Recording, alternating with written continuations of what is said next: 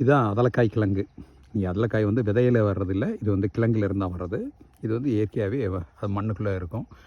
இதை யாரும் ஒரு வணிக ரீதியாக கிழங்கா அதை வந்து விற்பனையில் பெரிதும் கிடையாது. ஆனால் இப்போ வந்து இந்த டயபெட்டிஸ் அப்படிங்கிறது வந்து அதிகரித்து வருவதனால இதை பற்றியான அவேர்னஸ் வந்து மக்கள்கிட்ட இருந்த உடனே நம்மளுடைய வீட்டு தோட்டத்தில் இதை வைக்கலாம் அப்படிங்கிற மாதிரியான ஒரு எண்ணங்கள் இருக்குது. அதனால் இப்போ இது வந்து வணிக ரீதியாகவும் கிடைக்க ஆரம்பிச்சிருக்கு.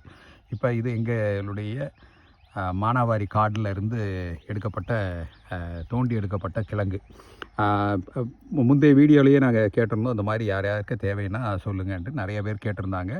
அதில் சில பேர் பார்த்தோம்னா அது வீட்டு தோட்டத்தில் ஆர்வம் இருக்கிறவங்க, அந்த வீட்டு தோட்டத்தில் இருக்கிற ஆர்வத்தில் இருக்கிறவங்க வந்து ஒரு கிழங்கு தர முடியுமா அப்படின்னு கேட்டிருந்தாங்க. கட்டாயம் தர முடியும். ஒரு கிழங்கு அப்படிங்கிறதையும் தர முடியும். நீங்கள் இந்த இதில் இணைப்பில் இருக்கக்கூடிய ஃபோன் எண்ணை தொடர்பு கொள்ளவும் அல்லது ஜேபி ஃபார்ம் விருதுநகர் எங்களுடைய சில்லறை விற்பனை கடைக்கு நேரடியாக விருதுநகரில் இருக்கிறதையும் நீங்கள் அணுகலாம்.